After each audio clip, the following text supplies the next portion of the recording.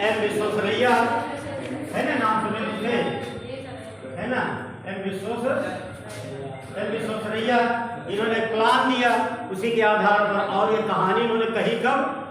1934 में। किताब का क्या नाम था? Planned economy for India. ठीक है, ये भारतीय दृष्टिकोण से है। और अगर मान लीजिए पहले पूछा जाए, मैंने बताया था, अगर मान लीजिए विश्व में वैश्विक स्तर पर तो पंचवर्षीय योजना किसने लागू की थी? Joseph Stalin. रहने वाले कहाँ के थे? रूस के। एक ऐसा होता है, कॉन्सेप्ट है कि भारत देश में पंचवर्षीय योजना सर्वप्रथम कहाँ लागू हुई? रूस में। वहां लागू कराने वाले व्यक्ति कौन थे? Joseph Stalin. सही बात तो ये है कि जो मंत्रिमंडल था उसमें ये वित्त मंत्री थे रूस में। उस मंत्रिमंडल में जो फाइनेंशियल डिपार्टमेंट था उसको कौन देखता था? Joseph Stalin. बाकी वही कहानी बार बार दोहराने से कोई मतलब नहीं है। एक बात याद रखो, योजना आयोग जो पिछले हफ्ते बताए थे, और दूसरा क्या था? एनडीसी है ना, राष्ट्रीय विकास परिषद। कभी कभी एक बात याद रखो, जो किताब है मार्केट में उसमें कई जगह लिखा है कि भारत में राष्ट्रीय आय की गणना सर्वप्रथम किसने की? दादा भाई नौरोजी ने। ठीक, लेकिन कहीं पर यह नहीं लिखा है कि प्रति व्यक्ति आय, पर कैपिटा इनकम की बात सर्वप्रथम किसने कही? दादा भाई नौरोजी ने। बात समझे कि नहीं? राष्ट्रीय आय और प्रति व्यक्ति आय, प्रति व्यक्ति आय। अरे इसको बताने का मतलब इसलिए हुआ रिलेट करके कि जो किताबें हैं वर्तमान में जो मार्केट में, बात समझ रहे हैं? आजा समझ रहे हैं कि नहीं? मैंने कहा कि चाहे किताब मार्केट से कोई भी उठा लो, हर जगह पर एक लाइन में लिखा है कि भारत में नेशनल इनकम की डेफिनेशन सर्वप्रथम किसने दी? दादा भाई नौरोजी ने। लेकिन तुम्हें ये नहीं मिलेगा कि पर कैपिटा इनकम की बात किसने कही? किसने कही? दादा भाई नौरोजी ने। ये पूछा गया है प्रश्न कई बार, एनसीईआरटी में है। एनसीईआरटी में ऐसा समझो कि जो प्रश्न आयोग ने पूछा था उसने कहा था कि प्रति व्यक्ति आय की डेफिनेशन दादा भाई नौरोजी द्वारा दी गई। तो निम्नलिखित में से प्रति व्यक्ति आय की डेफिनेशन किसके द्वारा दी गई? दादा भाई नौरोजी के द्वारा। वैसे यहाँ पर है किताबों में कि योजना आयोग किसके दिमाग की उपज थी? केसी नियोगी की। और अगर आयोग ये पूछ ले कि राष्ट्रीय विकास परिषद अर्थात एनडीसी किसके दिमाग की उपज थी? वो भी नहीं के। बात समझे कि नहीं? दो का दोनों। एक फंसाने वाला प्रश्न है, बहुत बड़ी बात नहीं है। ये तो तुम्हें फंसाने की बात है कि मैं लिख दे रहा हूँ। आयोग अगर मान लीजिए लिखते कि योजना आयोग शब्द केसी नियोगी के दिमाग की उपज थी, या ऐसा कहा जाए कि भारत में योजना आयोग का गठन केसी नियोगी की अध्यक्षता में गठित समिति के आधार पर किया गया, ऐसा लिखे हो। तो निम्नलिखित में से राष्ट्रीय विकास परिषद का गठन किसकी सिफारिश पर किया गया है? केसी नियोगी के। बात एक ही हुई। ये एनसीईआरटी में है, उसमें एनडीसी। और उन्होंने कहा क्या था? लिखे हो ना उसमें। उन्होंने कहा कि योजना आयोग का काम होगा देश में योजना बनाना। योजना सही है कि गलत, उसका अनुमोदन कौन करेगा? अखाओ दिमाग में। अरे मैंने कहा योजना बनाने का काम किसका? योजना आयोग का। और योजना जो बनी है सही है या गलत, इसका अनुमोदन अप्रूवल कौन करेगा? एनडीसी। एक लाइन में समझो, अगर कितने भी पॉइंट की कोई भी योजना हो, अंत में एनडीसी के पास जाएगी। अगर एनडीसी ने उसे शून्य घोषित कर दिया, उसने कह दिया कि जो योजना बनाई गई वो देश के लिए सही नहीं है, तो बात में क्या हो जाएगी? शून्य मान ली जाएगी। इतनी बड़ी पावर दी गई है उसको। बात समझे कि नहीं? बस ये है कि ना सारी चीजें पढ़ी लिए हो। भारत में आर्थिक नियोजन के जनक एम विश्वेश्वरैया। दुनिया में कौन हुआ? Joseph Stalin. और केसी नियोगी ने दो समितियों की बात है, अर्थात दो विभाग की बात कही थी। कौन सी? एक योजना आयोग की और दूसरा बताओ राष्ट्रीय विकास परिषद।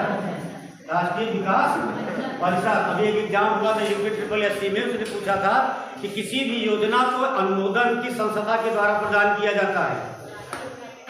एनडीसी, राष्ट्रीय विकास परिषद के द्वारा। ठीक है, नेशनल डेवलपमेंट काउंसिल। यहाँ तक हो गया। प्रथम पंचवर्षीय योजना हेडिंग डाले हो ना? डाले हो? पंचवर्षीय योजना है सर। अरे यार बोला करो। एक गाँव में कहते हैं जब आदमी नहीं बोल पाता ना, कहते का सांप तुम गया है का, है ना? उसके अंदर इतनी कैपेसिटी होती है 7 के अंदर। प्रथम पंचवर्षीय योजना है ना 1951-56 प्रथम पंचवर्षीय योजना। इसकी समय पीरियड क्या 1951 से 56। देखो एक बात तो याद रखो है 1 अप्रैल से शुरू होता है। सही बात यही है कि 1 अप्रैल से लेकर के 31 मार्च तक। लेकिन तुम्हें ये याद रखना है कि प्रथम पंचवर्षीय योजना स्टार्ट कब की गई 51 से 56। ठीक देखो तो अच्छा एक बात बताओ प्रथम बाद में लिखना प्रथम पंचवर्षीय योजना किसके मॉडल पर आधारित थी? हेराल्ड डामर के, है ना। अब ये बताओ कि हेराल्ड और डामर एक व्यक्ति थे 2? बताओ एक व्यक्ति एक। अरे चलो एक ऐसा नहीं, अगर कोई आदमी ज्यादा लॉजिकली बोलता से बोलने लगे तो अपने उत्तर में जो कहना चाहते हो बदला ना करो, जो तुम्हें पता हो। हेराल्ड डामर एक व्यक्ति था कि 2? 2 व्यक्ति थे। सही है? सही है। देखो सही है। हेराल्ड डामर कृषि वैज्ञानिक था अमेरिका का। ठीक दोनों हेराल्ड अलग थे डामर अलग थे। बात समझ रहे हो? अलग अलग व्यक्ति थे, दोनों मित्र थे साथ में। ऐसा सब 2 मित्र थे क्या थे संस्था में साथ में काम करते थे। अगर मान लो कोई पूछा जाए कि हेराल्ड डामर कहाँ का निवासी था? अरे यूएसए का। अमेरिका यूएसए एक नहीं हुआ तो हम ये यहाँ क्या थे कृषि वैज्ञानिक थे। कृषि वैज्ञानिक का कारण क्या है? हेराल्ड डामर की पूरी थियरी किस पर डिपेंड थी? कृषि पर। भारत देश ने इनकी थियरी को क्यों एक्सेप्ट किया? क्यों? क्योंकि भारत देश आजाद हुआ था तुरंत में।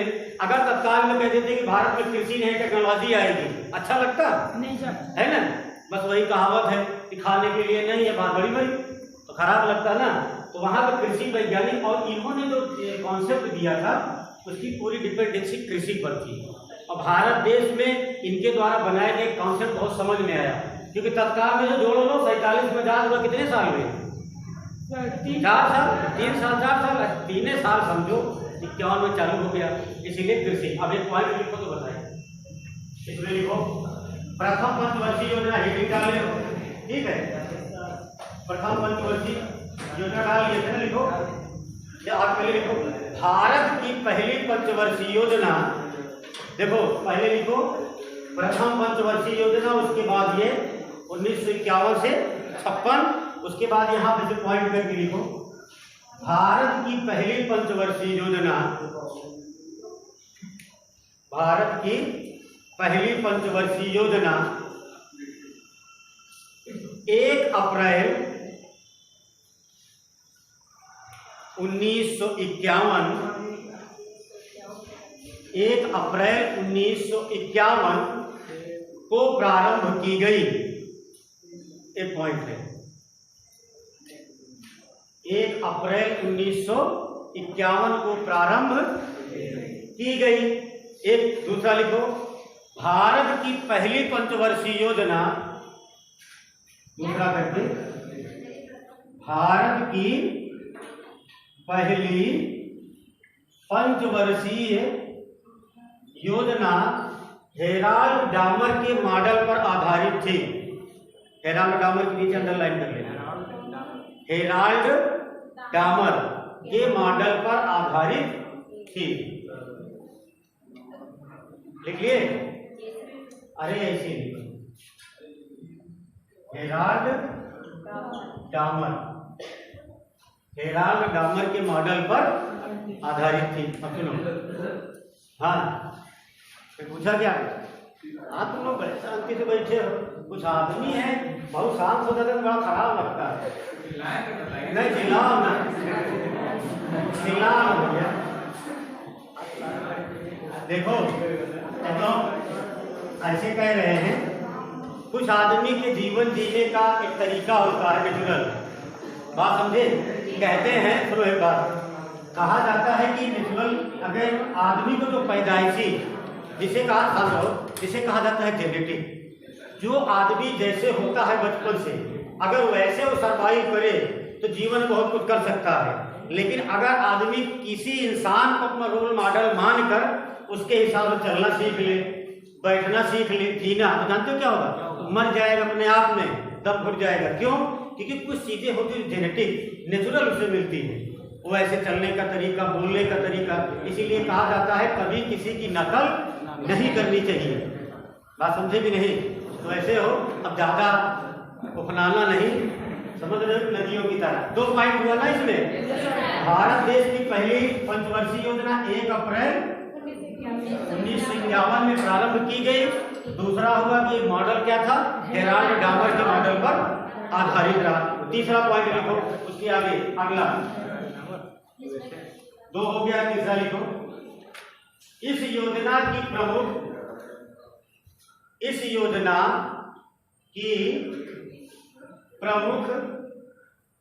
प्राथमिकता,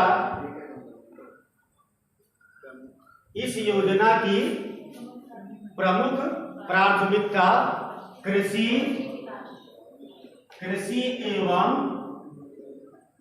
सिंचाई क्षेत्र थी। तीसरा पॉइंट ये अंडरलाइन कर लेना। इस योजना की प्रमुख प्राथमिकता किस पर थी? कृषि एवं सिंचाई क्षेत्र। देखो आईएएस का पेपर होता है तो आप पहले तो सुनने से ही लग जाता है कि पेपर इतना टफ होगा। ऐसा कुछ नहीं होता उसमें।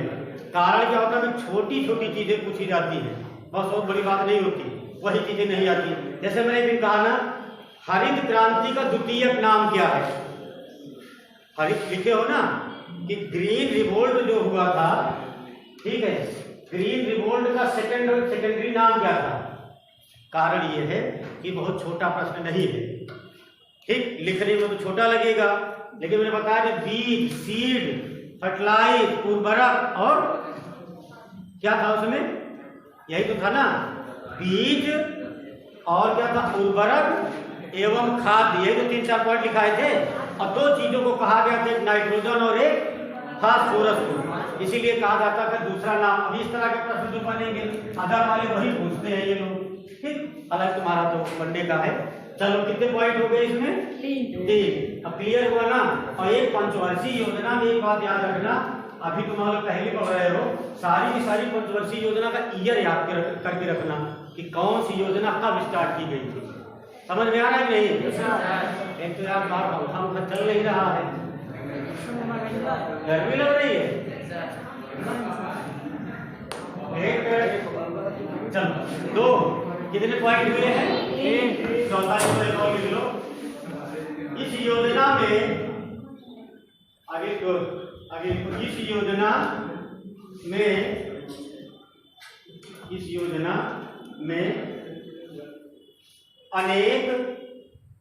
इस योजना में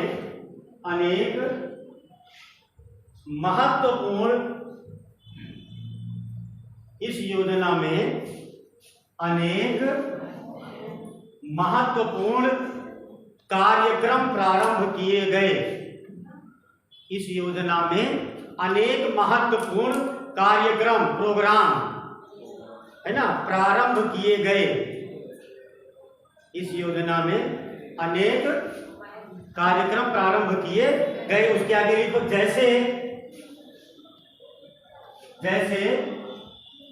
1952 में सामुदायिक विकास कार्यक्रम, जैसे 1952 में सामुदायिक विकास कार्यक्रम, कामा लगा के 1953 में राष्ट्रीय प्रसार सेवा, 1953 में राष्ट्रीय प्रसार सेवा, आगे इत्यादि पूर्ण विराम लगा दो, ठीक। देखो अब प्रश्न पूछने का तरीका पूछा जाए, मान लो तुम्हारी परीक्षा में निम्नलिखित में से कौन कौन सी योजना पहली पंचवर्षीय योजना की देन है? तो 2 ऑप्शन रहेगा, राष्ट्रीय सामुदायिक, एक दूसरा राष्ट्रीय प्रसार सेवा। ये तो पूछने का। या पूछा जाए कि सामुदायिक विकास कार्यक्रम और राष्ट्रीय प्रसार सेवा किस पंचवर्षीय योजना की देन है? पहली, चाहे इधर का उधर, उधर का इधर, तो वो पूछने का तरीका आयोग के ऊपर डिपेंड करता है, उससे तुम्हारा कोई लेना देना नहीं है। कितना पॉइंट हुआ इसके? 4। 5 वाली तो एक और आगे लिख लो। भाखड़ा नांगल परियोजना, ऐसा नहीं पूरा ना लिखो, लिखो अगला पॉइंट करके लिखो। भाखड़ा नांगल कामा, भाखड़ा नांगल जानते हो ना, जबरदस्ती पढ़ते हो। हाँ। भाखड़ा नांगल कामा दामोदर घाटी, भाखड़ा नांगल कामा दामोदर घाटी, दामोदर घाटी फिर कामा लगाओ। हीराकुंड बांध, हीराकुंड बांध 3 है इसमें, नांगल परियोजना, दामोदर घाटी और हीराकुंड बांध। और उसके आगे लिखो, यह प्रथम पंचवर्षीय योजना की देन है। क्या हुआ? बोलो लग रहा ना, बोलो डिस्टर्ब।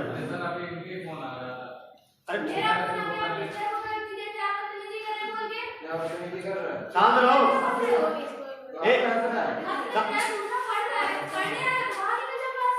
अब बात ना करो, अब बात ना करो। देखो क्या लिखे उसमें, अब बस आया पंचवर्षीय योजना में लिखे ही हो। एक नांगल दामोदर घाटी और क्या लिखे हो? हीराकुंड बांध। चले जाना, प्रीवियस ईयर का पेपर उठा करके देख लो, ये हमेशा पूछा गया है नांगल परियोजना, दामोदर घाटी और हीराकुंड बांध किस पंचवर्षीय योजना की देन है। एक और तुम्हें याद करने के लिए बता दें, अगर कभी पूछा जाता है इन परियोजनाओं की ग्राफ्टिंग अर्थात इनका प्रारूप किसने तैयार किया था, तो एम विश्वेश्वरैया ने। अगर मान लो कभी परीक्षा में पूछा जाता है, एम विश्वेश्वरैया का नाम इसीलिए प्रसिद्ध है कि उन्होंने नांगल दामोदर हीराकुंड बांध इन सब परियोजनाएं जो बनी थी इसकी पूरी ग्राफ्टिंग मतलब जानते हो ना, उसके प्रारूप को देना, इसीलिए महान इंजीनियर माने गए। ठीक है। और दूसरा, अगर पूछा जाए नांगल दामोदर घाटी हीराकुंड बांध किस पंचवर्षीय योजना की देन है, पहली, या ऊपर आ जाएगा पहली पंचवर्षीय योजना के अंतर्गत निम्नलिखित में से किन 3 घाटियों को बनाया गया था, तो यही तीनों रहेंगे। बात समझ रहे नहीं? जैसे अभी एक पेपर हुआ है कोई, उसमें पूछा गया था कि 2026 का फीफा वर्ल्ड कप कहाँ होगा, जानते हो उसमें क्या था? यूएसए, कनाडा, फिर मैक्सिको। अभी नीचे लिख दिया कि सब क्या होगा, सब होगा ना, क्योंकि संयुक्त रूप से हो रहा है। ठीक, यहाँ तक चलो। एक बात है कि अगर पूछा जाए पहली पंचवर्षीय योजना की डिपेंडेंसी किस पर थी, कृषि और सिंचाई, हाँ सिंचाई क्षेत्र पर। ये महत्वपूर्ण था क्योंकि हेराल्ड डामर ने कहा था कि भारत की कंडीशन को देखते हुए जो उन्होंने ग्राफ्टिंग की, जो बनाया, उन्होंने कहा भारत में जिस तरह से अभी भारत देश आजाद हुआ है 3 साल पहले, यहाँ पर कृषि प्रधान देश तो है ही है, यहाँ पर ये फार्मूला ज्यादा काम करेगा। और पंडित जवाहरलाल नेहरू को सही भी लगा, ले आकर के लागू भी करवाए यहाँ। ठीक, चलो कितने पॉइंट हुए इसके? 5। आगे लिख लो, निकाल दो, लिख लो। इस योजना के अंतर्गत, हाँ अगला पॉइंट लिखो। इस योजना के अंतर्गत, आगे लिखो, इस योजना के अंतर्गत राष्ट्रीय आय, इस योजना के अंतर्गत राष्ट्रीय आय में 18%, इस योजना के अंतर्गत राष्ट्रीय आय में 18%, फिर कामा लगाओ, हाँ, प्रति व्यक्ति आय में 11% खर्च किया गया।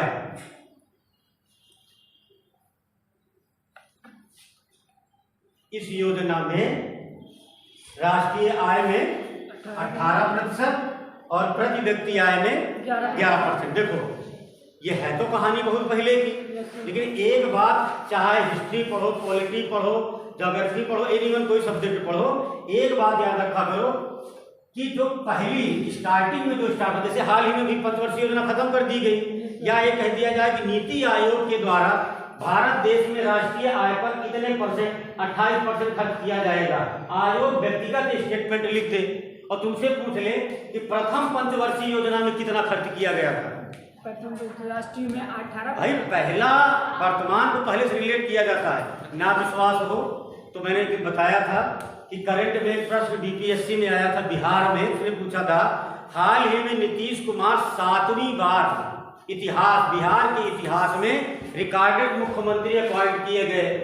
बिहार के इतिहास में या बिहार में पहला मुख्यमंत्री किसे बनाया गया था, किसे अपॉइंट किया गया था, कहां से बात कहां ले गया आयु, बात समझे कि नहीं? ये पूछने लायक लॉजिक है। एक दूसरा 2016 के आसपास बीसीएस में प्रश्न आया था, हाल ही में अमेरिका की इस महिला को अर्थशास्त्र का नोबेल प्रदान किया गया, तो पहला नोबेल पाने वाली निम्नलिखित में से कौन महिला थी? बात समझे कि नहीं? इस तरह के प्रश्न ये यहाँ से रिलेट करेगा। वर्तमान वैसे दिमाग में रख लो कि नेशनल इनकम के लिए जो उस समय पेश किया गया था 18%, पर कैपिटा इनकम के लिए 11%। और दूसरा तीसरा चौथे याद नहीं करना है। फिर अगर ये तो पूछ लिया तो समझ लो कि तुम्हारे अरे आउट ऑफ सिलेबस ना कहो, तुम्हारे दिमाग के बाहर की बात है ना। चलो आगे पॉइंट और लिखो। अगला पॉइंट, इस योजना काल में इस योजना काल में उद्योग पर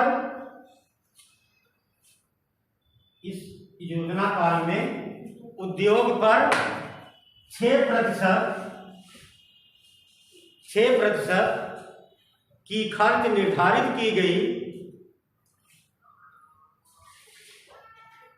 इस योजना काल में उद्योग पर 6% की खर्च निर्धारित की गई, जो एक तरह से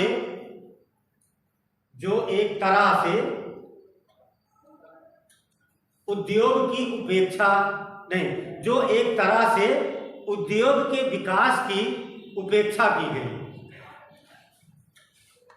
जो एक तरह से उद्योग के विकास की उपेक्षा की गई।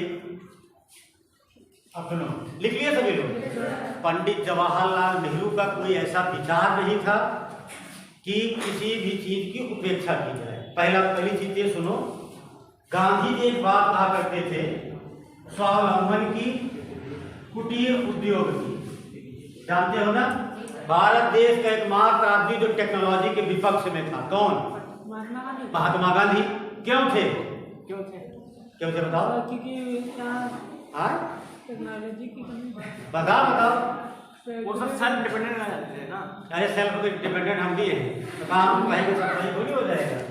देखो, मैंने एक दिन बताया था, सबसे बड़ी घबराहट की बात होती है, टेक्नोलॉजी भारत देश में थी नहीं, एडॉप्ट करना पड़ता कहाँ से?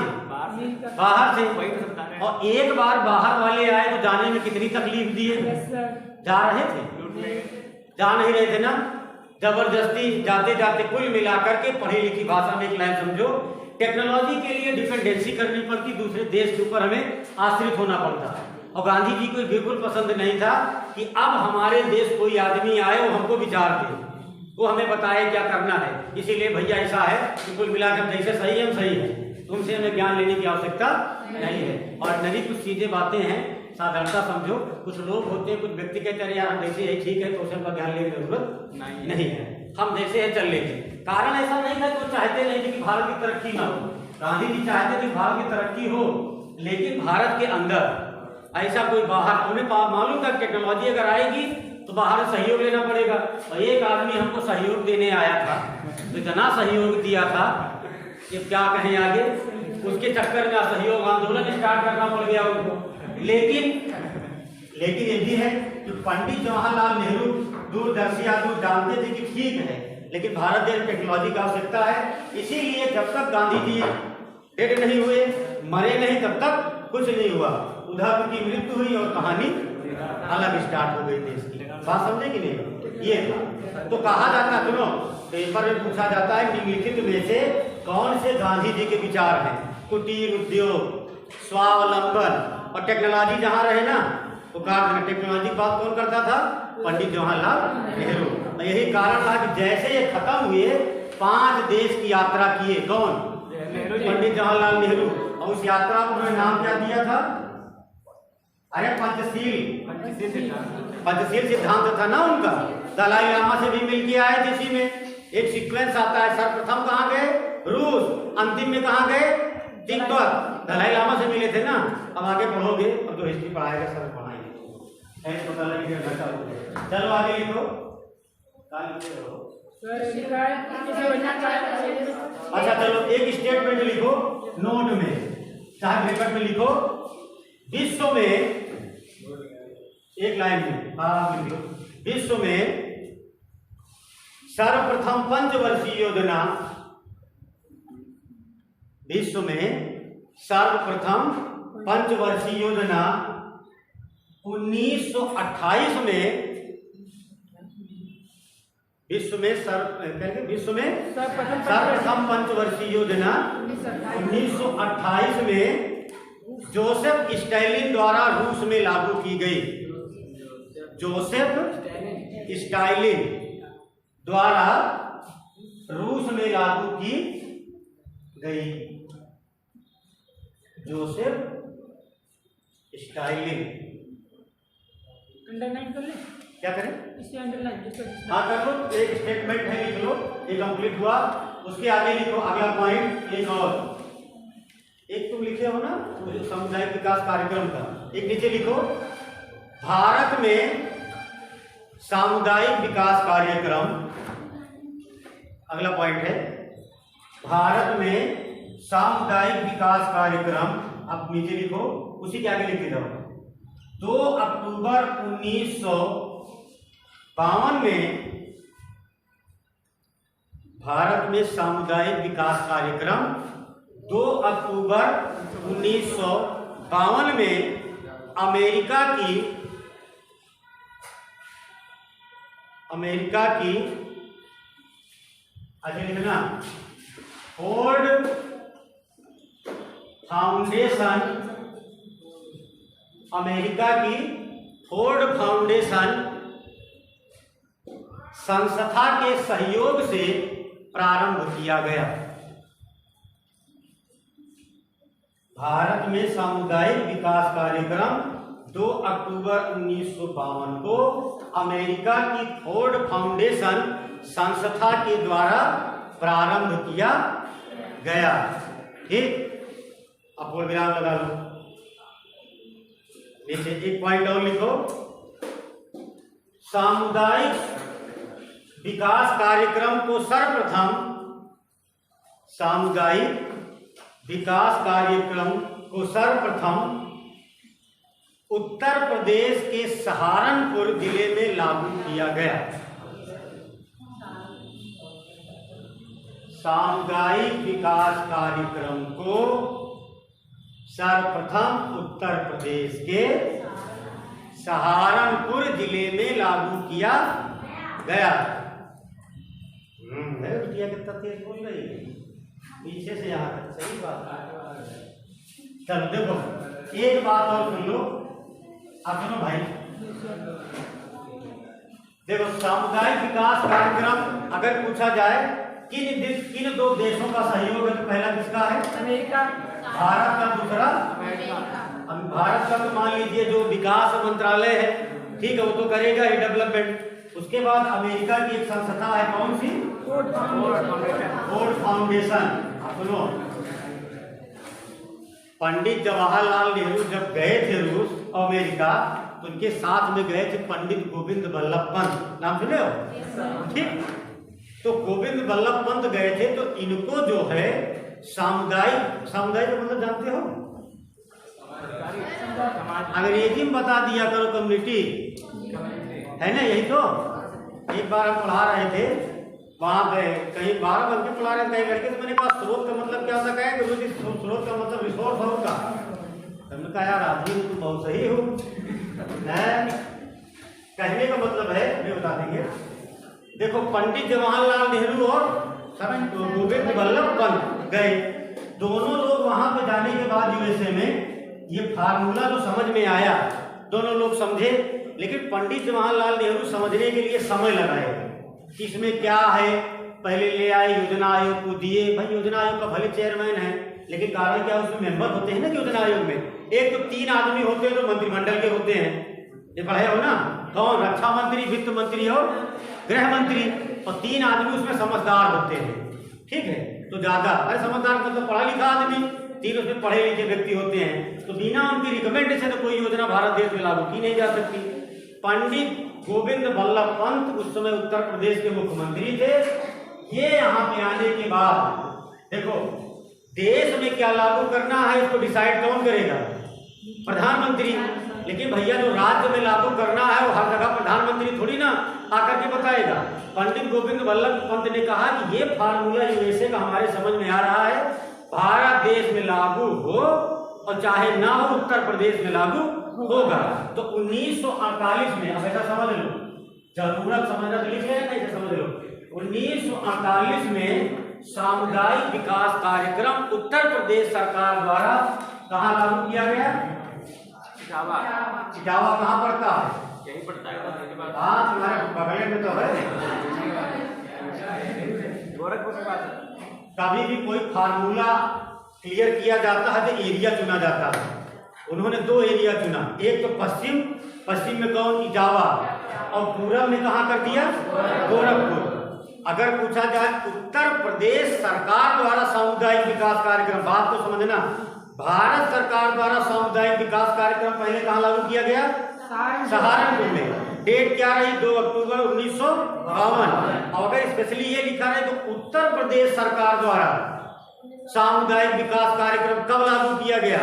तो 1948 में। वहां पे 2 जिले डिसाइड किए, इटावा और गोरखपुर। वे चाहते थे कि पहले ये देख लिया जाए कि इनका कुछ फायदा है या नहीं। तो पंडित जवाहरलाल नेहरू ने बाद में किया था। एक चीज जैसे अरे से लॉजिक समझ लिया कि नहीं है, जैसे कॉन्सेप्ट था, पढ़े हो बैट का, बैट पढ़े हो, कब का पढ़े हो, बैट जानते हो? देखो खेलने वाला बैट, देखो भारत, ऐसे समझ लो, भारत में बैट सर्वप्रथम कहाँ लागू हुआ? 2004 में हरियाणा में, ये याद रखो। लेकिन भारत में बैट एक्ट कब आया था? 2005 में। ऐसे समझने वाली बात है, जिसको ना पता हो तो देख लो। बैट सर्वप्रथम कहाँ लागू किया गया? हरियाणा में। अब अंतिम में कहाँ लागू हुआ ये भी जान लो। उत्तर प्रदेश बड़ा फास्ट काम करता है ना उत्तर प्रदेश, इसीलिए बड़ा अंतिम में रहा। लास्ट में कहाँ लागू हुआ? उत्तर प्रदेश में। बैट एक्ट कब आया था? 2005 में, लेकिन लागू कब हुआ? 2004 में। और अगर उस तरह से देखा जाए कि बैट एक्ट के अंतर्गत कहाँ लागू हुआ? आंध्र प्रदेश में। देखो ये दिखाने का मतलब ये हुआ भैया मेरे कि भारत के संविधान में अलग अलग राइट्स दिए गए हैं केंद्र और राज्य को दोनों। दिल्ली के बगल में एक राज्य पड़ता है जिसका नाम है हरियाणा, ठीक। हरियाणा की वर्तमान सरकार ने कहा कि हमारे यहाँ राजस्व कम है। तुम्हें एक बात, एक व्यक्ति का नाम बताएं, जर्मन का रहने वाला था, विल्हेम सीमांस नाम था उसका, विल्हेम सीमांस, ठीक है। जॉर्ज विल्हेम सीमांस एक उद्योगपति था, कहाँ का? जर्मन का रहने वाला था, ठीक है। इसका एक कॉन्सेप्ट रहा, ठीक। ये हमेशा एक बात बोला करता था, उद्योगपति था। ये कहता था कि जब देश में पैसा कम आए या इनकम कम हो तो वहां के राजा को टैक्स लगा देना चाहिए। बताओ कितना बढ़िया दिमाग था। राजा के पास जब पैसा ना हो तो क्या करना चाहिए? जनता के ऊपर टैक्स लगा देना चाहिए इसका। तो ये कॉन्सेप्ट, और इस कॉन्सेप्ट को सर्वप्रथम जिसने एडॉप्ट किया था उसका नाम था मॉरिस लाल, ना रहने वाला था फ्रांस का। चलो कभी किसी दिन याद दिलाना तो पढ़ा देंगे। तो ये कॉन्सेप्ट हरियाणा में क्लियर हुआ। हरियाणा सरकार को ऐसा लगा था उस समय कि वर्तमान में हमारी इनकम कम हो गई है, तो इन्होंने क्या किया? बैट लगा दिया। दिल्ली के बगल में है ना हरियाणा, और जब बैट लागू किए तो इनकी यहाँ इनकम ज्यादा हो गई, पैसा ज्यादा आने लगा। तो दिल्ली, अब देखो, अब तुम अपनी भाषा में समझ लो, बात कहाँ तक गई? दिल्ली तक गई। अरे भाई जब उनका बजट पेश किया गया तो पता लगा कि बजट इतना ज्यादा हो गया, तो दिल्ली में सेंट्रल गवर्नमेंट को लगा कि बताओ थोड़ा सा राज्य, छोटा सा हरियाणा इतनी ज्यादा इनकम कर दिया। तो फार्मूला जानने का प्रयास किए, मनमोहन सिंह की सरकार रही बाद में, और लागू कब किया? अटल जी की सरकार में 2004 में। तो इनके समझ में आया फार्मूला सही है, कई जबरदस्ती तो भैया किसी से लिया नहीं जा रहा है। जैसे एक भिखारी तुमसे पैसा मांग कर छीनता है क्या? नहीं नहीं ना, क्यों? स्वेच्छा से तुमको देना हो दो, ना देना हो ना दो, ठीक है। इसीलिए तो मोदी जी की स्माइल योजना फेल हो गई। कौन सी योजना है? ये स्माइल है ना, स्माइल योजना मोदी जी ने लागू किया था ट्रांसजेंडर और भिखारियों के लिए, ठीक है। तो कहने का मतलब है उसके बाद देखो यहाँ 4 में जब इनकम हुई तो 5 में एक एक्ट बनाया गया पूरे भारत देश के लिए। उसे क्या कहा जाता है? VAT act 2005। और फिर उसको संपूर्ण भारत में लागू किया गया। और इस एक्ट को सर्वप्रथम किस राज्य में लागू किया गया था? आंध्र प्रदेश में। जब ये क्लास खत्म हो जाएगी किसी दिन हमको याद दिलाना कि सर आपको वैट और जीएसटी पढ़ाना है तो पढ़ा देंगे, ठीक है। उसके अंदर वैट एक्ट जो वैट है इसके जन्मदाता विलियम नीमैन सीमान। हाँ, ये पूछा जाता है डिस्कवर्ड बाय, उनका नाम हो तो जॉर्ज विलियम सीमान। उनका नाम था, जर्मन का उद्योगपति था। ये भी आदमी सही था कि जेब में पैसा ना हो तो टैक्स लगा दो, है ना। अच्छा, एक नियम ऐसा ना बन जाए कि बच्चों के जेब में पैसा ना हो तो पिताजी को देना चाहिए, सब कुछ आय पारित करना चाहिए ना खाद्य के हिसाब से, नहीं कमाना ना पड़े तुमको, ठीक है। तो बात समझे कि नहीं? मेरे कहने का मतलब यही था कि उत्तर प्रदेश सरकार द्वारा सामुदायिक विकास कार्यक्रम इटावा और गोरखपुर में, और भारत सरकार द्वारा सहारनपुर में, ठीक। भैया कितने पॉइंट हुए देखिए बताओ? बहुत हो गया 10 पॉइंट। ज्यादा पढ़ के करोगे क्या? अब तो लिखो द्वितीय पंचवर्षीय योजना। द्वितीय पंचवर्षीय योजना, द्वितीय पंचवर्षीय योजना। अब इसकी क्या होगा? 1956 से 1961 होगा। द्वितीय पंचवर्षीय योजना ब्रैकेट में क्या लिखोगे? 1956 से 1961। ये है इसका, ये टाइम पीरियड थोड़ा सा याद रखना। पहला पॉइंट लिखो, द्वितीय पंचवर्षीय योजना, द्वितीय पंचवर्षीय योजना पीसी महालनोबिस, पीसी महालनोबिस, द्वितीय पंचवर्षीय योजना पीसी महालनोबिस के मॉडल पर आधारित थी। पीसी महालनोबिस के मॉडल पर आधारित थी। आगे लिखो अगला पॉइंट। इस योजना का मुख्य उद्देश्य, इस योजना का मुख्य उद्देश्य समाजवादी समाज की स्थापना करना था। इस योजना का मुख्य उद्देश्य समाजवादी समाज की स्थापना करना था।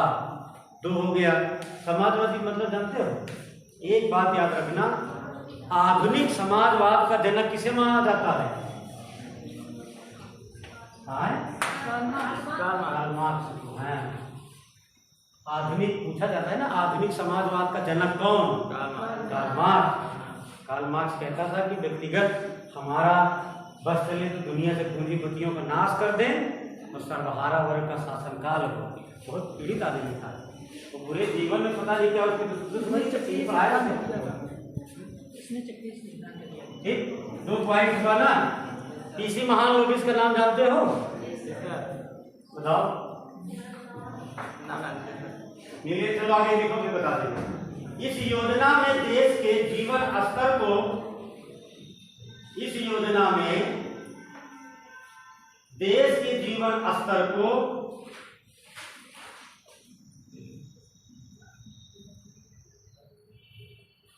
इस योजना में देश के जीवन स्तर को ऊंचा उठाने के लिए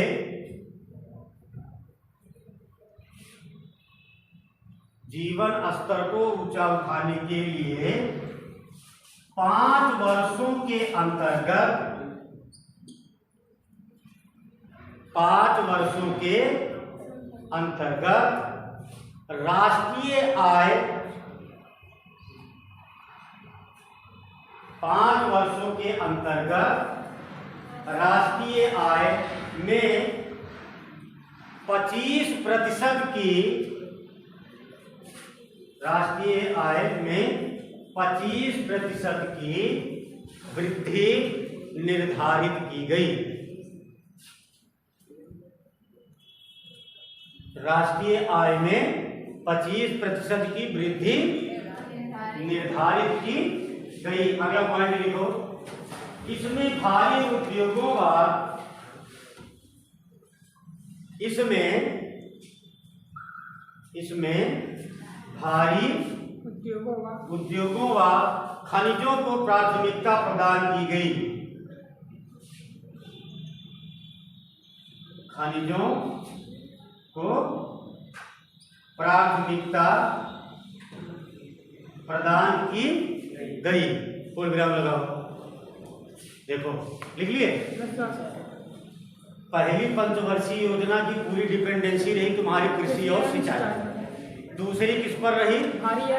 उद्योग और खनिज पर। या कभी कभी आयोग ऐसे ही पूछ लेता है, निम्नलिखित में से कौन सी वह पंचवर्षीय योजना थी जिसकी डिपेंडेंसी उद्योग पर थी, इंडस्ट्रियल पर थी? क्यों? कौन सी? दूसरी। ये पंडित जवाहरलाल कारण ये था ना कि जैसे कहते ना गांधी जी तो खत्म हो गए, गांधी जी तो चल बसे, और गांधी जी के जाने के बाद अगर किसी का पिता, भगवान न करे, अगर वो चला गया तो राज जानते हो किसका होता है? बड़े बेटे का, है ना? ये जो बड़े हो, किसी के पिता का वास्तविक क्या कहते हैं उसे? उत्तराधिकारी। वास्तविक उत्तराधिकारी कौन होता है? बड़ा बेटा, है ना? और तो बाद में पैदा हुई सब वो भी होते हैं उनकी बात। वो बेचारे कुछ हैं भारतीय संविधान में। अच्छा ये बात सही है ना, जो भारत देश की नियमावली बनी है या संविधान कह लीजिए। देखो भाई, भारत देश में सारे काम संविधान के अंतर्गत ये कहा जाता है कि ज्येष्ठ पुत्र ही वास्तविक शासक होता है, वास्तविक उत्तराधिकारी। और जैसे हम लोग की तरह जो दूसरे नंबर पर पैदा हुई है, तीसरे को उनका क्या होगा? कुछ नहीं मिलेगा, कम अधिकार, कम नहीं, कुछ नहीं मिलता। बात करते हो। देखो अब साथ रहो, एक बात तुमको बताएं, एक बात सुनो, जब मजाक की बात नहीं है। भारत की संविधान, इंडियन कॉन्स्टिट्यूशन के अनुसार पिता का जो ज्येष्ठ पुत्र होता है उसे माना जाता है उसका वास्तविक उत्तराधिकारी है। तो गांधी जी की डेथ होने के बाद बड़े पुत्र कौन थे उनके? नेहरू। और सेकंड वाले सरदार वल्लभ भाई पटेल। इसीलिए तो प्रधानमंत्री नहीं बन पाए थे, कारण ये था, यही तो था। तो इसीलिए उनके मृत्यु के बाद कारण क्या हुआ कि ऐसा कह लो कि पंडित जवाहरलाल नेहरू हो गए निरंकुश, जो मन में आया वो किए। और जानते इसका हर्जाना क्या भुगते? एक बात सोचो, अर्थात रहो 1947 में देश आजाद हुआ, ये क्लियर है ना? देखो बोलो ना तो बताए, नहीं हमको क्या करना है, लिखवा के चले जाएंगे। 1947 में देश आजाद हुआ। 1951 में कृषि भारत देश की महत्वपूर्ण डिपेंडेंसी रही। ये सब पढ़ लिए हो ना? एक बात बताओ, 360 से ज्यादा, ये 36 डिग्री कोण से ज्यादा ये जो बनता है सर्किल ऑफ सर्कुलर, इतने दिन तक अंग्रेजों ने राज किया। तुमने कहा कि कृषि जो है हमारी महत्वपूर्ण एम, हमारा महत्वपूर्ण गोल होगा। ये बात सबके समझ में आई ना? 5 साल चलाया गया। अब इतनी देर में 5 साल में इतनी बड़ी कौन सी तरक्की कर डालेगी? तुम अगली बार कहने लगे कि नहीं कृषि हमारा एम हो गया है, अब अगली बार हम क्या करेंगे? उद्योग। जैसे एक आजकल का लड़का हो ना, कोई प्राइमरी की परीक्षा दे, अब पास हो चाहे ना हो, अब आपकी पीसीएस का देंगे 5 साल, वो बीत गया ना एक साल, अब की आईएएस के देंगे। अरे भाई साहब पास तो करो पहले एक परीक्षा। हाँ, इधर का उधर, इधर का उधर करने से कोई मतलब नहीं। इसमें जानते हुआ क्या? पहले गए कृषि में, बढ़िया काम किए, फिर कहाँ गए? उद्योग में, और फिर लौट के कहाँ आए? कृषि में। क्यों? क्योंकि इनको बाद में लगा कि किसी न किसी चीज पर लंबा समय तक मेहनत करने लायक सर्वाइव करेंगे। ऐसे थोड़ी ना है कि हमने कह दिया सब लोग पास हो गए, ऐसे कैसे पास हो जाओगे? तो ये लौट किया है, यही कारण है तृतीय पंचवर्षीय योजना माइनस में चली गई। अच्छा, युद्ध भी हुआ सेकंड उसका चाइना से, पाकिस्तान से, तो कहने के लिए बातें हैं। ठीक, चलो तो उसके बाद ये उद्योग अच्छा लिख लो। इसमें तो कितने पॉइंट हो गए बता दो? चार हो गए। अब आगे लिखो एक और। इस योजना के अंतर्गत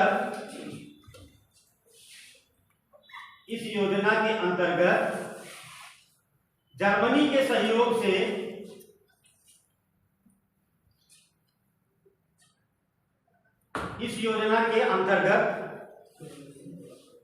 अब याद करते चलना, इस योजना के अंतर्गत जर्मनी के सहयोग से राउरकेला कहां पड़ता है? उड़ीसा। हाँ, यानी कि इस योजना के अंतर्गत जर्मनी के सहयोग से राउरकेला, हाँ राउरकेला के बीच में लिख लो उड़ीसा, तब याद रहे कहां पे है। जर्मनी के सहयोग से राउरकेला कहां पड़ेगा? उड़ीसा। ब्रैकेट बंद कर दो। राउरकेला इस्पात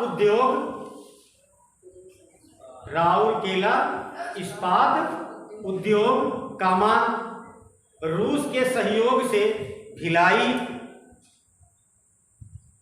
कहां है भैया? छत्तीसगढ़ में, देख लो। रूस के सहयोग से भिलाई कहां पड़ेगा? छत्तीसगढ़। हाँ, छत्तीसगढ़। रूस के सहयोग से भिलाई इस्पात उद्योग, फिर कामा लगाओ, ये कौन था? दुर्गापुर, उसके आगे लिखो दुर्गापुर, ब्रैकेट पश्चिम बंगाल। दुर्गापुर कहां पड़ता है? दुर्गापुर पश्चिम बंगाल ब्रिटेन के सहयोग से स्थापित किए गए।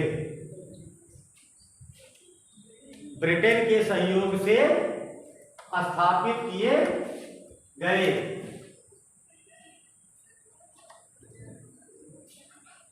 ठीक, और सुनो, लिख लिए? यह प्रश्न पूछा गया है कि राउरकेला की स्थापना किस देश के सहयोग से की गई? भिलाई की किससे की गई? और दुर्गापुर की किससे की गई? अब तीनों को लिख लिए हो, और ना हो तो जाकर किताब खोल करके प्रैक्टिस मिला है। चलो आगे लिखो। अब आगे लिख लो।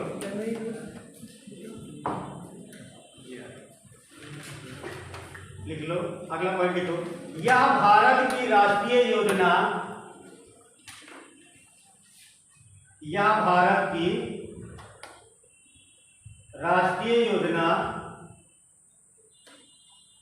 फिर कामा लगाओ। यह भारत की राष्ट्रीय योजना कामा जो प्रधानमंत्री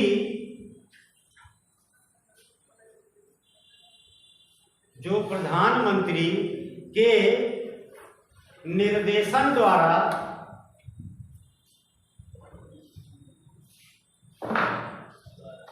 एक मिनट, प्रधानमंत्री निर्देश क्या करता? अध्यक्ष है ना, निर्देशन काटो। जो प्रधानमंत्री की अध्यक्षता में जो प्रधानमंत्री की अध्यक्षता में योजना आयोग के निर्देशन में विकसित की गई।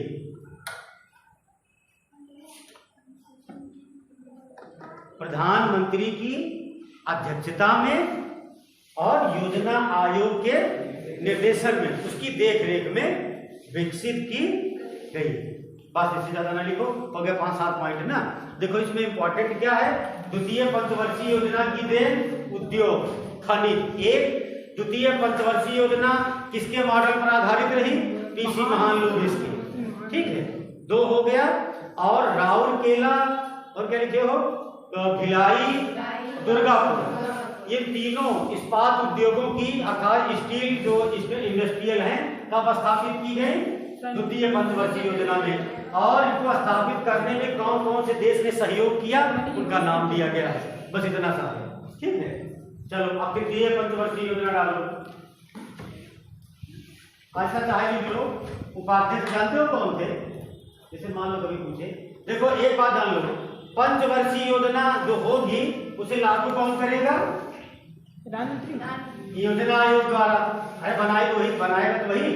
और उसका अध्यक्ष कौन होता है योजना आयोग का? कहने का मतलब जो वर्तमान में भारत देश का प्रधानमंत्री होगा वही योजना आयोग का पदेन अध्यक्ष होगा। पढ़े हो ना? अब चाहे लिख लो कि द्वितीय पंचवर्षीय योजना के उपाध्यक्ष पहले के कौन थे? गुलजारी लाल नंदा ना। द्वितीय लिखो। सर ये सन है इसका। क्या करें? डाल लिए हो तो उसके ऊपर कहीं भी चलो, अध्यक्ष ना लिखो, प्रधानमंत्री थे, लिखो टीटी कृष्णाचारी। द्वितीय के? द्वितीय के, हाँ, टीटी कृष्णाचारी ऐसे लिखो। देखो आधा टीटी राधा पटेल है, आधा उसमें लिख दिया इसमें। टीटी कृष्णाचारी। पहले के कौन थे? पहले गुलजारी लाल नंदा। गुलजारी लाल नंदा। देखो अब तीसरा लिखो तृतीय पंचवर्षीय योजना। तृतीय पंचवर्षीय योजना पहले लिखे थे तो कहा गुलजारी लाल नंदा लिखाए थे, मोंटेसी नेहरू वाली आखिर में थे। देखो अभी एक लिखे थे पीसी महान लुईस, लिखे हो ना? Yes sir. पीसी महान नोबिस नाम, पूरा नाम लिखे थे प्रशांत चंद्र। क्या नाम था उनका? प्रशांत चंद्र महान लुईस। बात बड़ा दुर्भाग्य की है, स्टैटिक्स पढ़े हो? नाम सुने हो? स्टैटिक्स का सांख्यिकी का नाम सुने हो? भारत देश में पीसी महान लुईस सांख्यिकी के जन्मदाता माने जाते हैं। जानते हो? जानते हो तभी नहीं बताओगे। कारण क्या है? राष्ट्रीय आय पढ़े हो? अरे हमने तुमको राष्ट्रीय आय पढ़ाया था कि नहीं? राष्ट्रीय आय हमने लिखवाया होगा। सर डोनाल्ड फिशर और पीसी महान लुईस। दुनिया में स्टैटिक्स का जन्मदाता कौन था? पीसी महान लुईस। दुनिया में तो मारेंगे भाई। दुनिया में कौन था? इंडिया में तो सर डोनाल्ड फिशर। और भारत में कौन थे? पीसी महान लुईस। ये याद रखना, भारत देश में सांख्यिकी के जन्मदाता माने जाते हैं। इन्होंने बनाया था फार्मूला। एक बड़ा दुर्भाग्य है, तुम लोग का जानते हो क्या? सरकार ने कंपटीशन तो एक कर दिया, लेकिन तुमसे किताबें नहीं पढ़वाता पहले वाली। बातें समझ में आता है। इंटर में कितनी किताबें हैं इस समय? अभी कितनी लगती हैं?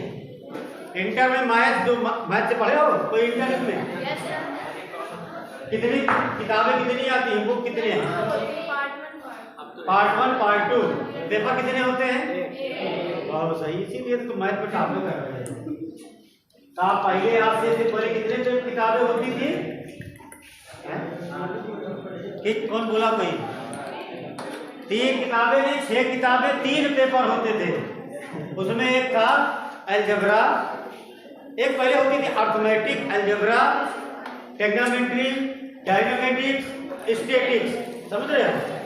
तो ये सब किताबों में, जब उसमें किताब है सांख्यिकी की, स्टैटिक्स की, पहली ही पेज पर लिखा है कि दुनिया में सांख्यिकी के जन्मदाता ब्रिटेन के महान वैज्ञानिक सर डोनाल्ड फिशर और भारत में पीसी महान लुईस। तो अगर शायद इंटर तक उस तरह तुम लोग की पढ़ाई हो जाए जैसे वो है, 6 किताबें 3 पेपर होगा, तो संभवतः हमें लगता है कि तभी तुमको मैथ आने लगे कि मैथ की आवश्यकता न पड़े, कि पास नहीं होगी। देखो आज की किताब में क्या पढ़ते हो? 3 पन्ना टेग्नोमेट्री के, 3 कैलकुलस के, डायनामेटिक्स। उसमें पूरी कहानी है, इतनी बड़ी अलजेब्रा, इतना अर्थमेटिक, डायनामेटिक्स, स्टैटिक्स, कैलकुलस। बीएससी में तो होगी, हम लोग इंटर में पढ़े थे। अब बात की बात है कि भूल गए, मैथ नहीं आती है अब, लेकिन पढ़े थे ना, उसी में लिखा है। देखो तुम्हारा एकेडमिक जो है वो तो आसान हो गया, लेकिन सरकार ने कॉम्पिटिशन टफ कर दिया। अगर वो सब पढ़ते थे कितनी मैथ तुमको आती। चलो आगे लिखो। तृतीय पंचवर्षीय योजना की अवधि बताओ। 1961 से 66। चलो पहला पॉइंट लिखो। तृतीय पंचवर्षीय योजना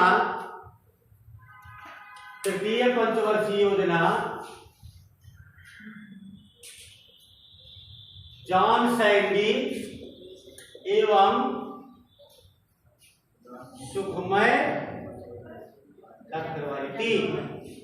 जॉन सैंडी, ठीक है तो है। तृतीय पंचवर्षीय योजना जॉन सैंडी एवं सुखमय चक्रवर्ती के मॉडल पर आधारित थी। सुखमय चक्रवर्ती के मॉडल पर आधारित थी।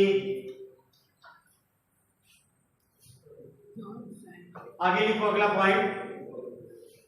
एक बात सुनो, अभी हमें लगता है आरओ का एग्जाम हुआ था 1 साल पहले या 8 महीना पहले, तो आयोग ने एक ऐसे वो बनाया था, आप समझ रहे हो? ऐसे लिखा था प्रथम पंचवर्षीय योजना, द्वितीय और तृतीय और चौथी।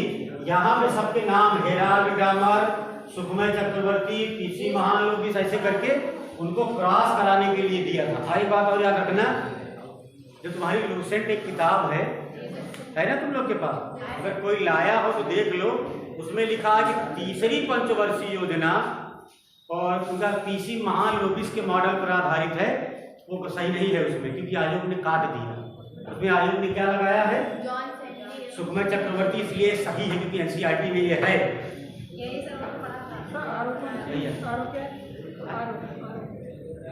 आरओ या परीक्षा कराता है आयोग ना, लोक सेवा आयोग, जो रेवेन्यू ऑफिसर होते हैं, आयकर वाले जो पैसा कमाते हैं। चलो आगे लिखो, अगला पॉइंट लिखो। इस योजना का मुख्य उद्देश्य, आगे लिखो, इस योजना का मुख्य उद्देश्य, इस योजना का मुख्य उद्देश्य आत्मनिर्भर, नहीं, इस योजना का मुख्य उद्देश्य अर्थव्यवस्था को, इस योजना का मुख्य उद्देश्य अर्थव्यवस्था को आत्मनिर्भर बनाना। इस योजना का मुख्य उद्देश्य अर्थव्यवस्था को आत्मनिर्भर बनाना। ठीक, अब पूर्ण विराम लगा दो, स्टेटमेंट कंप्लीट हो गया। आगे लिखो अगला पॉइंट। इस योजना के अंतर्गत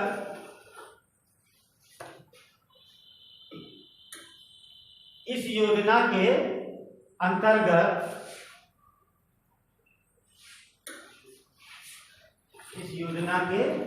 अंतर्गत कृषि, अंडरलाइन कर लेना,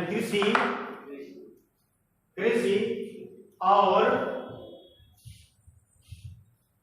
गेहूं, कृषि और गेहूं के उत्पादन पर विशेष ध्यान दिया गया। इस योजना के अंतर्गत गेहूं और तो क्या है,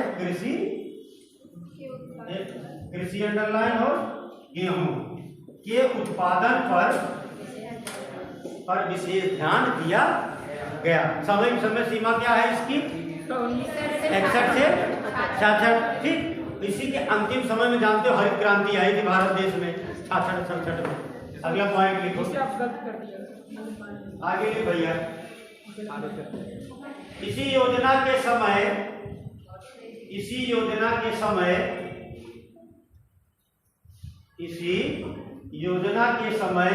1964 में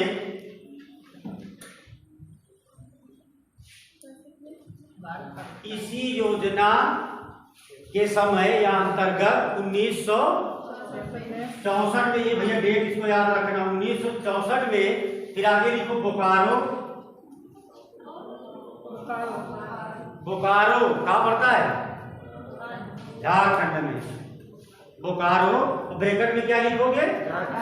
झारखंड। फिर लिखो झारखंड, फिर ब्रैकेट बंद कर दो, फिर उसके आगे लिखो Bokaro iron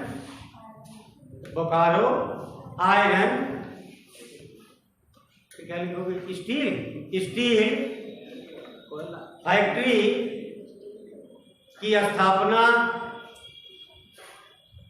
Bokaro iron steel factory की स्थापना रूस के सहयोग से की गई। रूस के सहयोग से की गई। अब ये जो सहयोग वाला पार्ट है ना, इसको इसे ध्यान कर लेना कि बोकारो की स्थापना किसके सहयोग से की गई? रूस के। भिलाई की रूस के, दुर्गापुर ब्रिटेन के और राउरकेला जर्मनी के। अब आगे लिखो अगला पॉइंट। कितने हो गए? अब आगे लिख लो, इस योजना की असफलता का मुख्य कारण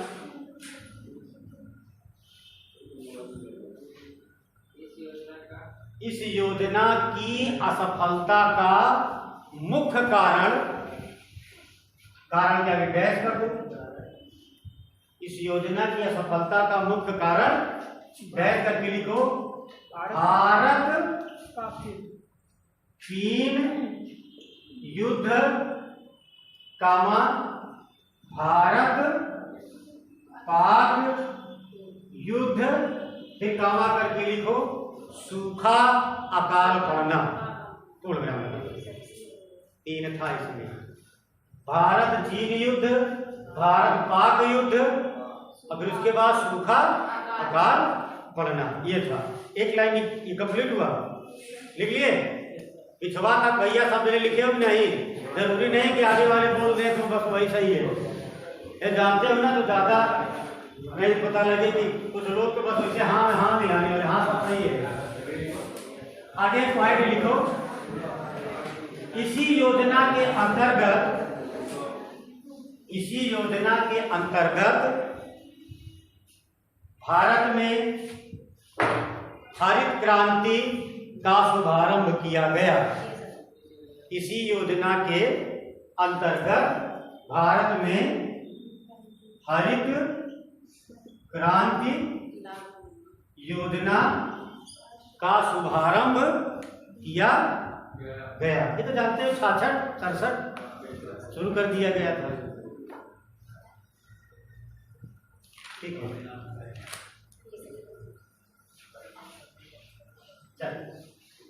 अब आगे एक बात और याद रखना। भारत की तीसरी पंचवर्षीय योजना एक ऐसी है, पंचवर्षीय योजना है जिसकी विकास दर माइनस में थी। अगर कभी पूछा जाए निम्नलिखित में से वह कौन सी पंचवर्षीय योजना थी जिसकी विकास दर माइनस में चली गई थी? तृतीय पंचवर्षीय योजना, याद रखना। और उसका कारण जानते ही हो, है ना। अब क्या युद्ध हुआ? युद्ध करना कोई अच्छी चीज तो है नहीं, बर्बादी का कारण लड़ाई झगड़ा, है ना। ये प्रश्न कभी कभी आयोग ने पूछा भी है कि भारत की कौन सी पंचवर्षीय योजना है जिसकी विकास दर माइनस में थी? तृतीय। अब याद रखना इसको, नहीं तो लिख लेना जब मैं आपको बता रहा। इस तीसरी के बाद कौन सी आई? चौथी पंचवर्षीय योजना। चलो लिखो चौथी पंचवर्षीय योजना।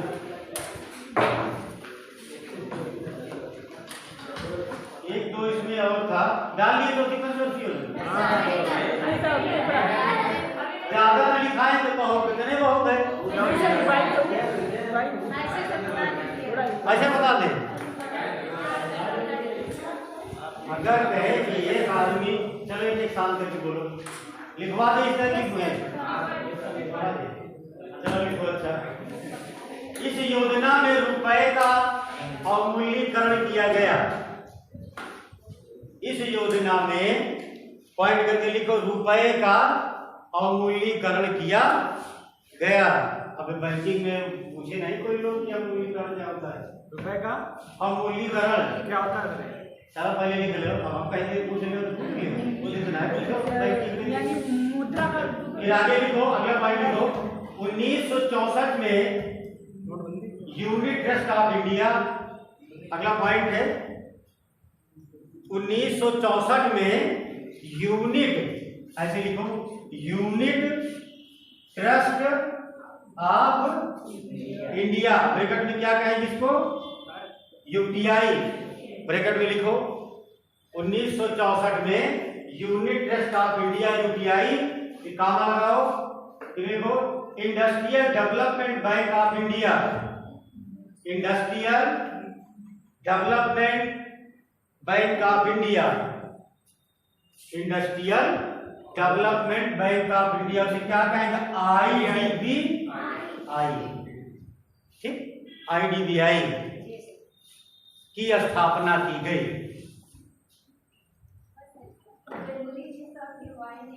क्या करें ना लिखवाए, बात ये थी ना दिमाग में चल रहा था कि उसका जो 1964 में बोकारो की स्थापना हुई है ना, कई बार परीक्षा में पूछा गया है कि बोकारो की स्थापना किस सन में की गई थी। ये तो थोड़ा इम्पोर्टेंट है, बहुत जरूरी है। और सिविल में पूछा गया था कि यूटीआई IDBI की स्थापना कब की गई 1964 में। या पूछा जाए किस पंचवर्षीय योजना की देन है, तीसरी की तो ना, 64 उसी में आएगा, इसीलिए मैं लिख लूँ। चलो अब बात करो, मैं लिखो, ज्यादा पढ़ने लिखे कोई फायदा नहीं है। अब लिखो 1965 में, आगे अगला पॉइंट लिखो, लिख लो 1965 में FCI जानते हो ना, FCI 1965 में FCI और कृषि कीमत आयोग की स्थापना की गई। कृषि कीमत आयोग APC 1965 में FCI और कृषि कीमत आयोग, जिसे कहा जाता है APC, agriculture price commission, APC की स्थापना की गई। अब देखो, अब ये कहने वाली बात, मजाक वाली बात की बात है कि सभी लोग प्रसन्न रहो, कोई दिक्कत ना हो, लेकिन ये प्रश्न है, अगर तुमसे पूछा जाए कि FCI की स्थापना कब हुई 1965 में, और ये जानते हो कृषि कीमत जानते हो ना, कितना बवाल करते हैं किसान, जो उनको मूल्य नहीं मिल पाता, समझ रहे हो। इसकी स्थापना कब की गई 1965 में, और बोकारो 1964 में, यूटीआई की और IDBI की, 3 की, ठीक। अब खत्म, चलो लिखो चौथी पंचवर्षीय योजना। और कुछ नहीं आओ न लिख लो, बहुत है मंडे के लिए, गलत नहीं हो, कोशिश रहे कि अब देखो एक बात याद रखो, आयोग कैसे पूछेगा कि बोकारो किस पंचवर्षीय योजना की देन है, या यह पूछता है, ये तुम जानना, तो तुम्हारा काम जानेगा, ठीक। अब आगे लिखो चौथी पंचवर्षीय योजना। चौथी पंचवर्षीय, पहले चौथी लिख लो, फिर तीसरी एक 3 वर्षीय योजना चली थी ना, गड़बड़ हो गई, चौथी पहले लिख लो। चौथी पंचवर्षीय योजना की अवधि क्या है? 1969 से 74। हाँ, 1969 से 74। चौथी पंचवर्षीय योजना 1969 से 74। अब नीचे पॉइंट करके लिखो, यह योजना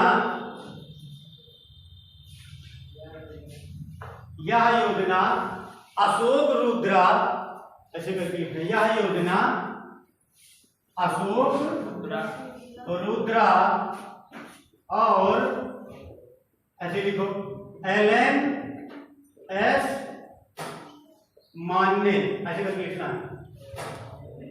यह योजना अशोक रुद्रा और LNS मान्य के मॉडल पर आधारित थी, के मॉडल पर आधारित थी। फुल विराम लगाओ। यही चारों थे, कौन? हेराल्ड डामर, दूसरा PC महालनोबिस, सुखमय चक्रवर्ती और ये अशोक रुद्रा। उसमें जॉन सैंडी को आयोग ने काट दिया, सुखमय चक्रवर्ती का नाम लिखा था, इसमें अशोक रुद्रा का 4 ऐसे करके लिखा था, 1 2 3 4 ऐसे करके पूछा था, बताओ कौन सी पंचवर्षीय योजना किसकी देन है, मिलान करने के लिए पूछा था आयोग ने, ठीक है। अब ना याद होना चाहिए। अगला पॉइंट लिखो, इस योजना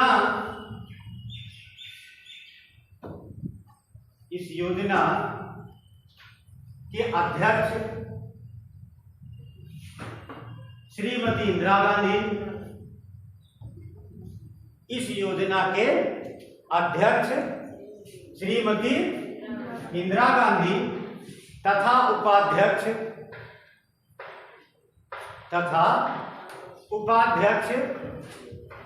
B.R. गाडगिल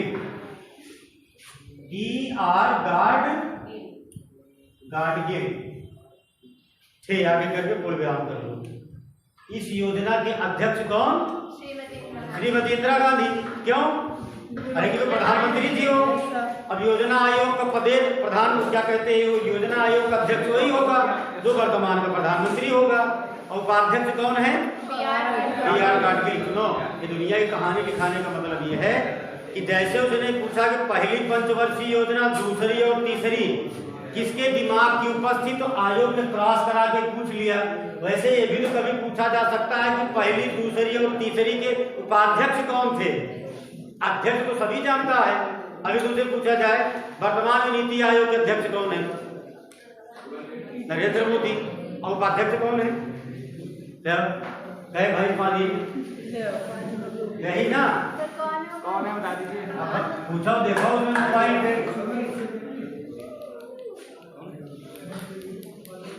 यही कहते हैं नीति आयोग। अब ऐसे पूछा जाता है। पटरिया दी हैं, उन्हें को काफी समय के लिए निवास किया गया है। राजीव कुमार को अपॉइंट किया गया ना बाद में नीति आयोग। चलो आगे लिखो, ये तो देख लेना। अब आगे लिखो, B.R. गाडगिल का पूरा नाम था धनंजय रामचंद्र गाडगिल। एक बार यूपीपी की परीक्षा में पूछा गया था कि B.R. गाडगिल का पूरा नाम क्या है? क्या नाम सुन गए? धनंजय रामचंद्र गाडगिल। अगला पॉइंट लिखो, इस योजना का मुख्य उद्देश्य इस योजना का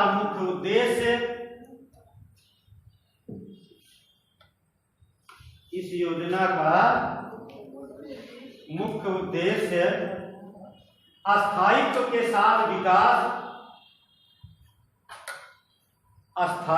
साथ विकास तथा आर्थिक आत्मनिर्भरता की प्राप्ति। इस योजना का मुख्य उद्देश्य स्थायित्व के साथ विकास तथा आर्थिक आत्मनिर्भरता की प्राप्ति। पूर्ण विराम लगाओ। अगला पॉइंट लिखो, इस योजना में भारत की कृषि वृद्धि दर सर्वाधिक रही। अगला पॉइंट, इस योजना में कृषि वृद्धि दर सर्वाधिक रही। क्योंकि उसमें माइनस हो ना तीसरे वाले जो पहले में जो स्टार्ट किए थे। कितने पॉइंट हो गए? 5। आगे लिखो, 5 होने वाले हैं। आगे लिखो, इस योजना का प्रारूप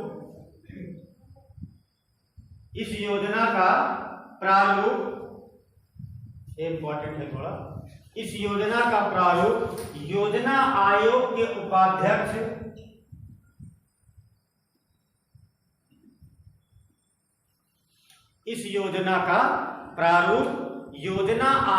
उपाध्यक्ष B.R. गाडगिल द्वारा तैयार किया गया। देखो विराम लगाओ। इस योजना का प्रारूप योजना आयोग के उपाध्यक्ष B.R. गाडगिल द्वारा तैयार किया गया। क्लियर हुआ ना? चौथी पंचवर्षीय योजना बनाया किसने? अशोक रुद्रा ने और LNS मान्य ने। लेकिन इसकी ग्राफ्टिंग किसने की थी? बस यही किताब में लिखने में फेर कर दिए हैं वो लोग। हो गया। आगे लिखो, अगला पॉइंट एक और, श्वेत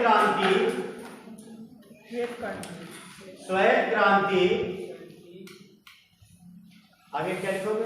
ब्रैकेट में लिखो 13 जनवरी 1970। श्वेत क्रांति ऐसे लिखो उसके बाद ब्रैकेट में लिखो 13 जनवरी 1970 ब्रैकेट बंद। आपको समझ में आया? शुरू की गई ना। अब आगे लिखो श्वेत क्रांति, आगे लिखो इसके आगे लिखो इसी योजना में प्रारंभ की गई। ब्रैकेट बंद करने के बाद इसी योजना में प्रारंभ की गई। पूछा गया है ना कि श्वेत क्रांति किस पंचवर्षीय योजना की देन है? किसकी है? चौथी। आगे लिखो अगला, जुलाई 1969 में, आप बता रहे हैं अंग्रेजी रुक जाओ। जुलाई 1969 में, लड़के में बड़ी समस्या है। 1969 में 14 बैंकों का राष्ट्रीयकरण किया गया। जुलाई 1969 में कितनी बैंकें थी? 14 बैंकों का राष्ट्रीयकरण किया गया। अब तो उल्टा हो रहा है। हाँ, अब चलो की बात। लेकिन अगर पूछा जाए कि भारत में 14 बैंकों का राष्ट्रीयकरण किस पंचवर्षीय योजना में किया गया? चौथी ना। ये लॉजिक लगाना है, अपने आप सेट करना पड़ेगा तुमको। इतने हो गए। आगे लिखो एक पॉइंट और।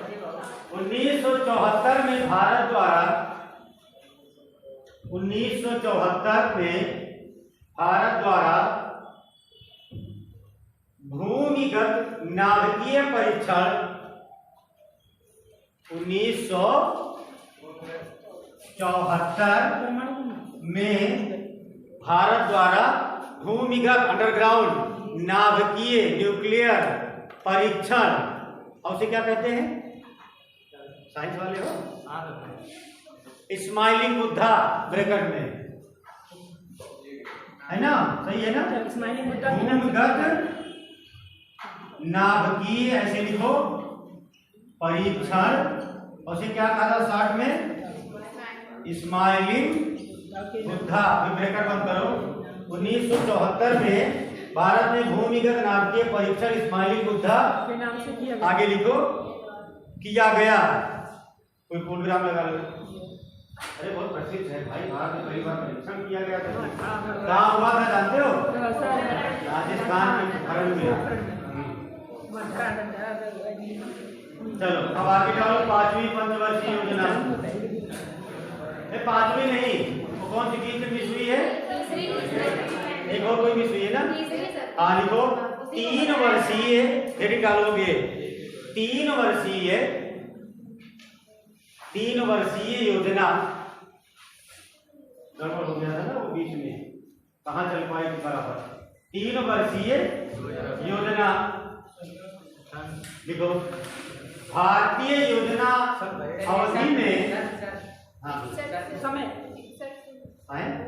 पीछे जाओ वहां पे, 66 से 69, 1966 से 69 ना, वो 69 से 74 है ना, ये 66 से 69 साल हुए थे। 3 वर्षीय योजना। अब आगे लिखो, भारतीय योजना अवधि भारतीय योजना अवधि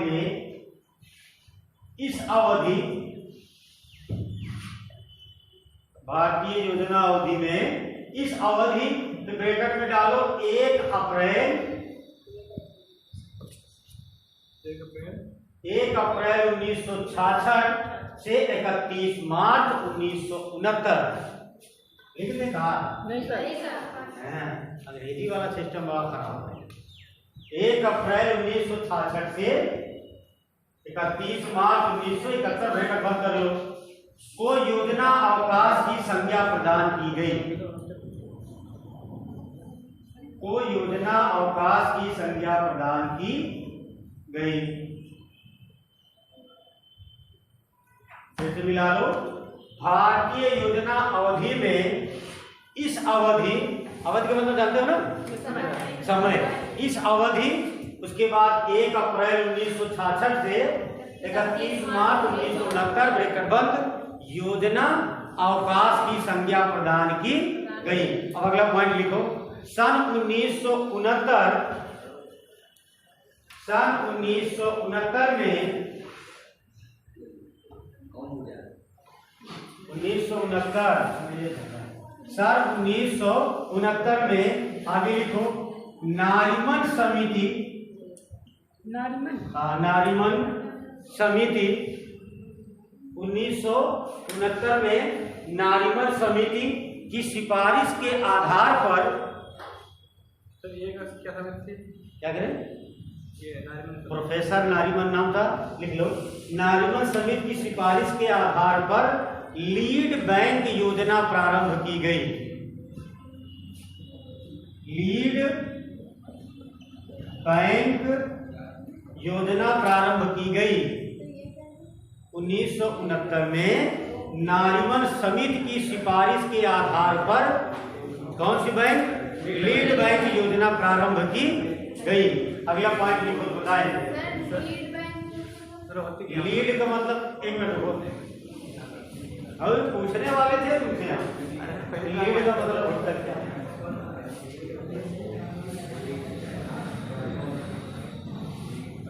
देखो, किसी चीज को अपनी भाषा में समझो। लीड का मतलब क्या होता है? लीड करना। लीडरशिप जानते हो? नेतागिरी पता है? लीडर अर्थात पूरे गुट का जो प्रमुख होगा उसे लीडर कहलाएगा, और पूरी बटालियन को जो लीड करेगा उसी को लीडर कहते हैं। लीड बैंक का मतलब ये हुआ, सीधी सी बात है, किसी भी जिले में, बात समझे, किसी भी स्टेट में बहुत बैंकें होती है ना, कई बैंकें हैं ना, इन सभी बैंकों में एक बैंक को प्रमुख बनाया जाएगा जो लीड करेगी। और ये रिस्पॉन्सिबिलिटी किसको दी गई थी? SBI। क्योंकि लीडर किसे बनाया जाएगा? जैसे तो 10-15 लोग हो, 25 लोग, इसमें लीडर उसी को बनाया जाएगा जो ना, कि जिसके अंदर लीडर बनने की कैपेसिटी होगी। अब जो आदमी कंगाल है पहले से, उसे बैंक का लीडर क्यों बनाया जाएगा? लीड का मतलब होता है प्रमुखता। प्रमुख, किसी भी पूरे जिले का लीड किया जाएगा। कारण क्या हुआ? नारीमन समिति की सिफारिश से पहले 1969 से पहले 68 तक समझ लो, कंडीशन ये है कि बैंकों के पास पैसा खत्म हो गया, बैंकों को पैसा देना है किसी को, ठीक, हर बैंक अपने हिसाब से काम कर रही है, कोई ये कर रहा है, कोई वो कर रहा है, किसी का मन हो रहा है दे रहे हैं, किसी का मन हो रहा है नहीं दे रहे हैं। जबरदस्ती का राज थोड़ी ना है। इनको लीड करने के लिए, जैसे हमारे पूरे परिवार को लीड करने के लिए कौन होता है? हमारे पिताजी, वो हमको लीड करते हैं, उनके अनुसार काम होगा। कहने का मतलब, अगर हरदोई में जहां तुम हो, यहाँ की बैंक के पास पैसा खत्म हो जाए, तो हरदोई की बैंक का जो लीडर होगा उसके पास जाके पैसा ले आए, उसकी रिस्पॉन्सिबिलिटी है। और काम कैसा करेगा? जैसा वो बैंक चाहेगा। लड़ाई नहीं होगी, कोई विवाद नहीं होगी। इसलिए नारीमन समिति ने कहा था कि पूरे जिले में या स्टेट में किसी एक इंसान को लीडर बना दो। सब हाहाकार मचा है, कोई 15% ले रहा है, कोई 20% ले रहा है, कोई लाइन लगाया है। तो लीड का मतलब सभी बैंकों की प्रमुखता। समझ रहे? ये पूछा गया कि लीड बैंक योजना का प्रारंभ 1969। ये जो इसका जो डेट है ना, डेट थोड़ा सा याद करते चलो, समझ रहे हो? आगे लिखो सर। आगे सर। ये सब पढ़ा दिए। एक पॉइंट लिख लो, योजना अवकाश का मुख्य कारण। योजना अवकाश का मुख्य कारण, योजना अवकाश का मुख्य कारण,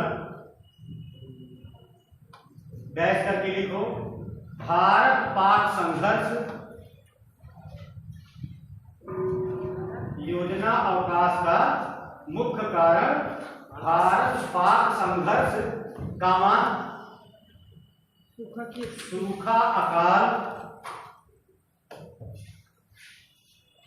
सूखा अकाल के कारण संसाधनों की कमी, मूल्य स्तर में वृद्धि। बोल रहा हूं,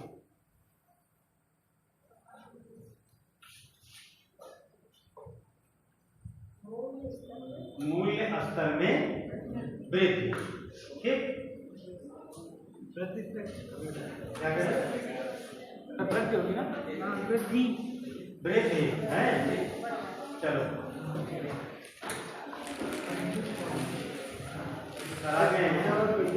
अभी से थोड़ा सा, कौन सी पंचवर्षीय योजना पढ़े? चौथी पढ़ रहे थे ना, तो तीसरी कंप्लीट हुई, चौथी है।